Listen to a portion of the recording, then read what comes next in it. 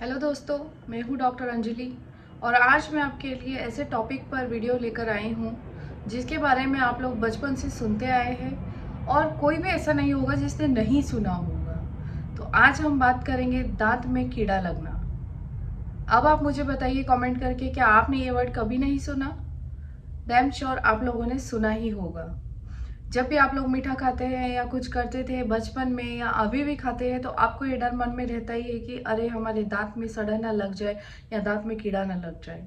तो आज बताऊंगी कि क्या होता है दांत में कीड़ा लगना। दोस्तों, वीडियो शुरू करने से पहले मेरा एक ही रिक्वेस्ट है कि चैनल को सब्सक्राइब कर दें और वीडियो को एंड तक ज़रूर देखें, और अगर वीडियो अच्छा लगता है तो इसे लाइक करें और अपने फैमिली एंड फ्रेंड्स में ज़्यादा से ज़्यादा शेयर करें ताकि बहुत सारे लोगों को हेल्थ रिलेटेड जो भी प्रॉब्लम्स है उन्हें उनके सल्यूशन इसी एक चैनल से सारे सल्यूशंस मिल जाए। तो वीडियो शुरू करते हैं।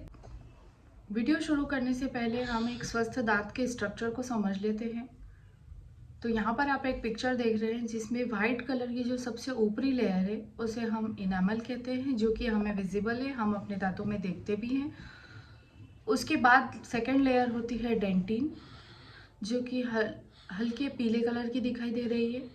और तीसरे नंबर पे जो हमारे दांत के अंदर होता है पिंक कलर का सॉफ्ट टिश्यू, उसे हम पल्प कहते हैं।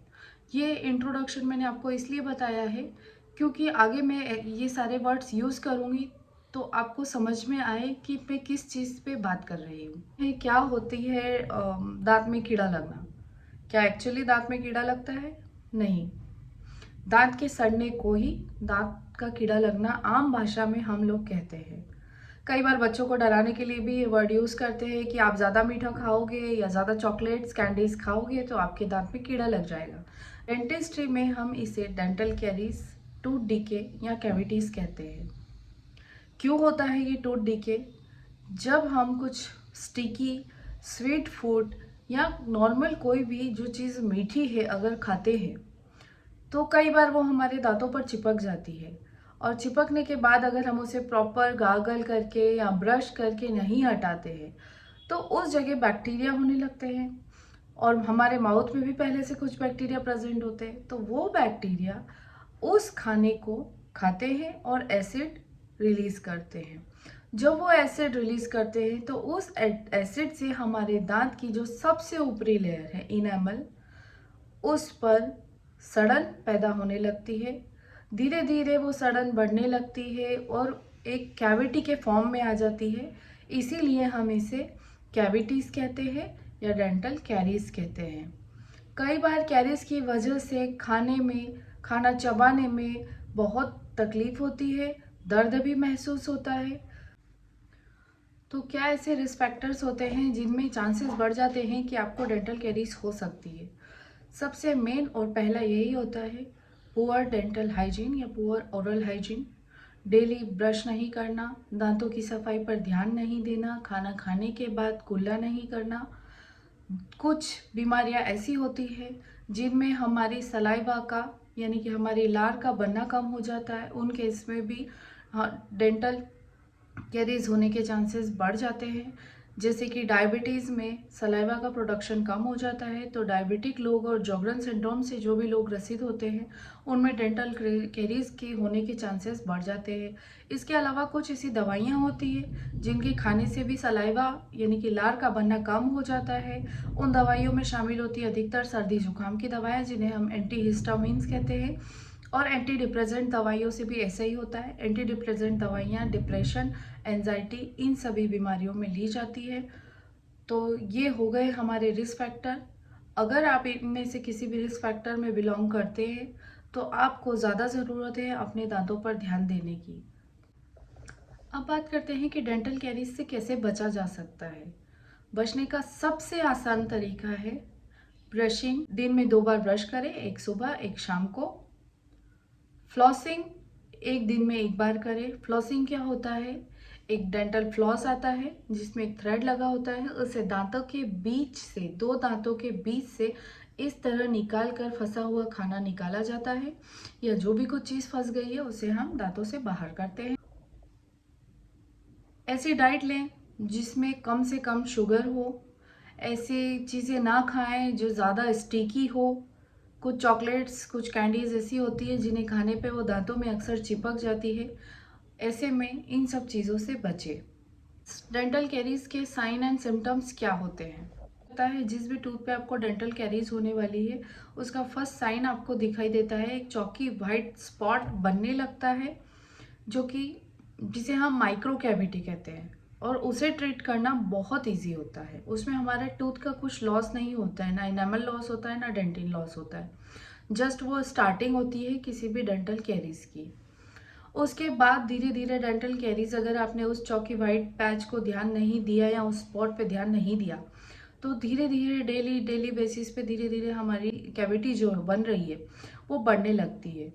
वो ब्राउन कलर की होने लगती है, कई बार बहुत डार्क या ब्लैक कलर की भी हो जाती है। जब वो इस तरह के कलर की हो जाती है, मतलब है कि उसने इनामल और डेंटिन दोनों लेयर्स को डिस्ट्रॉय कर दिया है और अब वो अंदर की तरफ बढ़ने लगी। और आप कैविटी को इतना बढ़ जाने पर कैविटी को आप अच्छे से नोटिस भी कर पाते हैं। आपको दिखाई देने लगता है कि हाँ, आपके टूथ में कुछ तो प्रॉब्लम है, कुछ तो टूथ में दिक्कत हो रही है या आपका टूथ सड़ने लगा है। तो दांतों में कैरीज की वजह से जो दर्द होता है वो दर्द ठंडा, गर्म, बहुत मीठा खाना या जो भी मीठी ड्रिंक्स ले रहे हैं उस वजह से बढ़ने लगता है।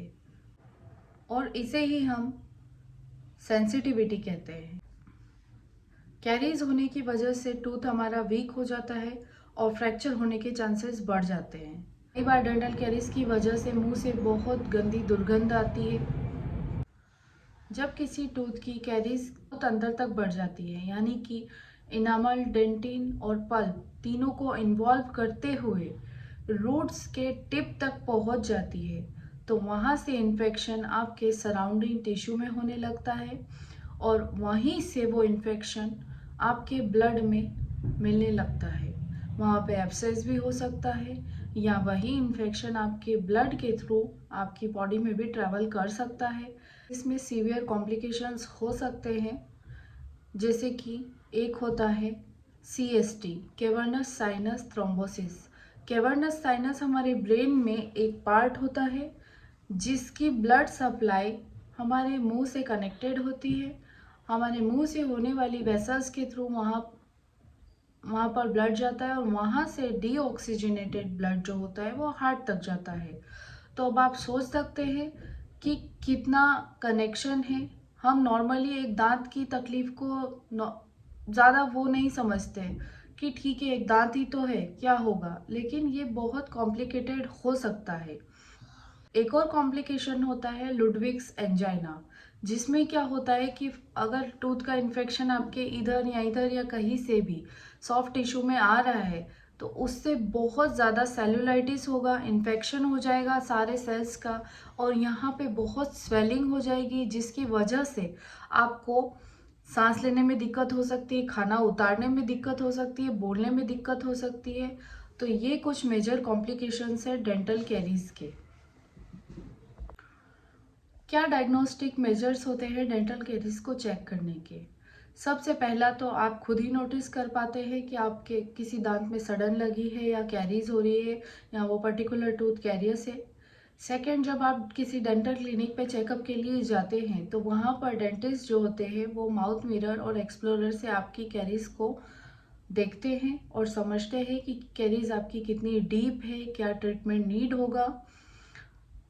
और इसे और अच्छे से देखने के लिए डेंटल एक्सरेस करते हैं। नेक्स्ट होता है ट्रीटमेंट। डेंटल कैरीज का ट्रीटमेंट क्या होता है, क्या सबसे बेस्ट ट्रीटमेंट होता है?